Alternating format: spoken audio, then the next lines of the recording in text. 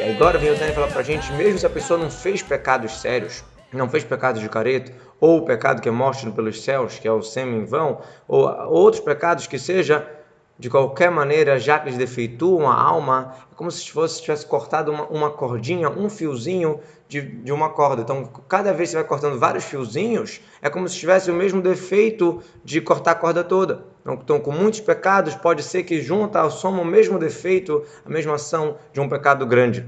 Então, não só vários pecados, se for um pecado pequeno, mas várias vezes o mesmo pecado também. Como o profeta, ele compara os pecados às nuvens que cobrem o céu. Fala, eu vou acabar, vou dispersar os seus pecados, pechaerra, ka'ava, como uma nuvem grossa, você não consegue ver nada, são as verotas mais pesadas, que realmente elas interrompem mais, né? Como a gente falou, que nada interrompe entre a gente e Deus. Somente os nossos pecados, que a gente vai lá e não quer fazer a vontade de Hashem.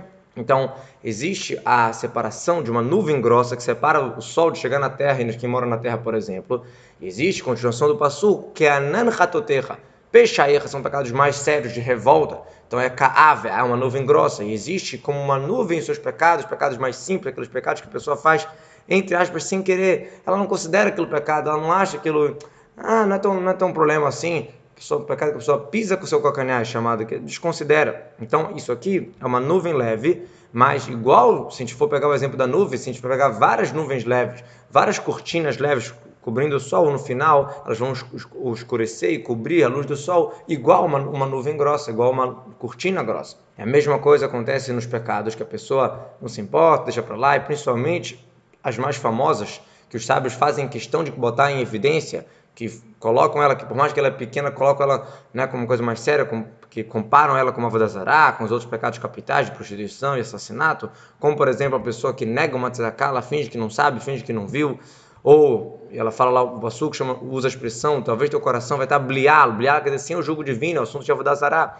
Ou a pessoa que ela fala mal do outro, Lashon que também é comparado com os outros pecados capitais, ou a raiva, quer dizer, tem alguns pecados que são, entre aspas, pequenos, mas são comparados nos sábios a pecados grandes. E tem vários da Gemara assim, principalmente o estudo de Torá, como está escrito aquela frase que Deus abriu mão de castigar sobre os outros pecados capitais, mas não abriu mão de castigar sobre o estudo de Torá. Então, são coisinhas que a gente, deixa para lá, não é nada demais, a gente não sente que elas são graves, mas, na verdade são várias cortinas leves que a gente vai fazendo, e vai se juntando e formando uma cortina grossa. Por isso que no Shema, que a gente vai fazer no Shema antes de dormir, que existe um momento que a gente pede para receber sobre si as 4 mortes que existem pelo tribunal aqui embaixo. Claro que é um assunto espiritual, mas a gente está falando como se merecesse essas mortes. Por quê? Porque vários pecados pequenos que a gente faz acaba somando o mesmo efeito de um pecado que merece uma morte dessa. Além dessa questão que pelo Sod, pela Kabbalah, aquela pessoa que defeitou a letra Yud do nome do que é como se estivesse merecendo isso aqui lá. E a letra Rei, Serfai, queimar, isso aqui lá é ser apedrejado, jogado do segundo andar. E na letra Vav é o Hereg, que é decapitado. E na letra Rei é o Henek, asfixia. Quer dizer, se você defeitua, por exemplo, no Kriyat Shema, você defeitou na letra Yud. Isso tem a ver com esse tipo de morte. É claro que é um assunto mais delicado pela Kabbalah, mas tá ligado. O Tefilin com a letra Rei, o Tzitzit com a letra Vav e a Tefilá na letra Rei novamente. Por isso que existe essa reza no Shema antes de dormir. Existe um trecho falando que se eu pequei, se eu defeituei na letra Yud, através que eu não rezei ou rezei mal, então que seja considerado como se já tivesse tido esse castigo de sequilá, assim por diante.